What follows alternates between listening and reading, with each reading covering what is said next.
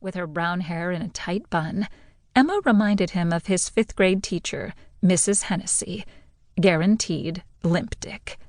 At least on paper.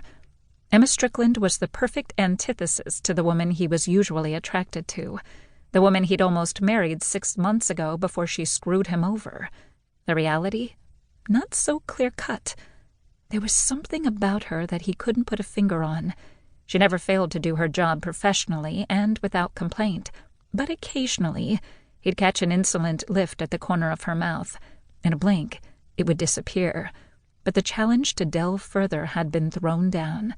Specifically, to delve into whatever she was hiding under that unfashionably long skirt. Stellar thighs, he suspected. Brody was an evidence guy, so he had no good reason to believe this. Didn't stop him from spending unreasonable amounts of time trying not to think of whatever assets Emma was rocking under that skirt and wad of fabric she called a blouse. And as soon as he hit the shower, there was nothing for it but to succumb to his fantasy of ripping that blouse off and exposing. What would she have on underneath? Knowing his luck, another damn blouse. But think of the pleasure he'd have finding out. Hike up that skirt and show me your sweet assets, Miss Strickland.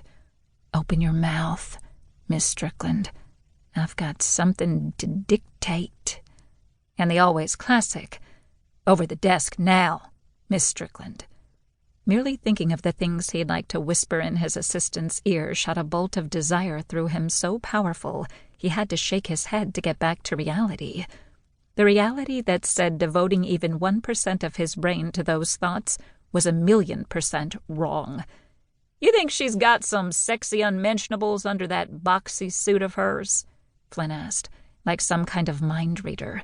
His casual curiosity, though harmless locker room talk, pushed Brody's recently hair-trigger fuse. I think you need to focus less on Miss Strickland's panties. My fucking job, dude.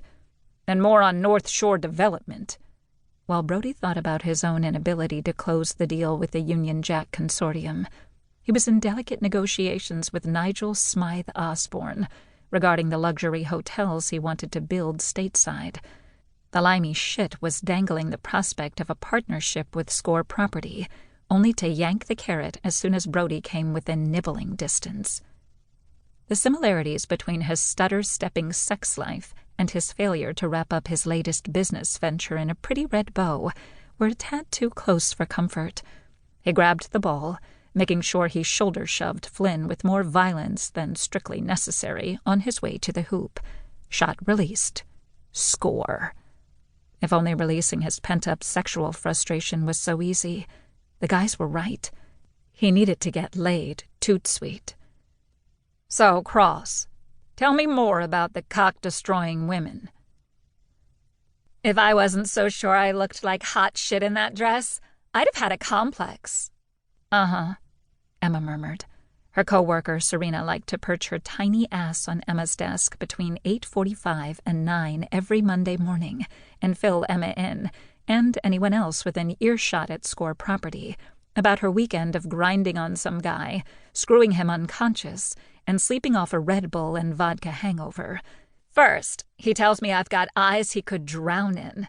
Then, the next minute, he's ogling this skanky redhead with fake boobs and a skirt that shows her... Emma checked Mr. Kane's schedule for the 5th time in 10 minutes, assuring herself that she hadn't made any mistakes. Checking, rechecking, and triple-checking her work was the reason why she'd kept this job as long as she had. Neither of her 2 predecessors had lasted longer than a week, so her 3 months was some sort of record, according to Mr. Dade. Now that Score Property was expanding and each of the partners had his own PA, she was exclusively at the beck and call of Mr. Kane. And wasn't that a lovely image? A little flutter between her thighs agreed. A skirt that shows her what? Oh, you are listening, Serena sucked dramatically on her iced mocha. And here I thought you were putting in time off the clock. Workday doesn't start for 5 minutes, you know. You're making us all look bad. I just like to be prepared.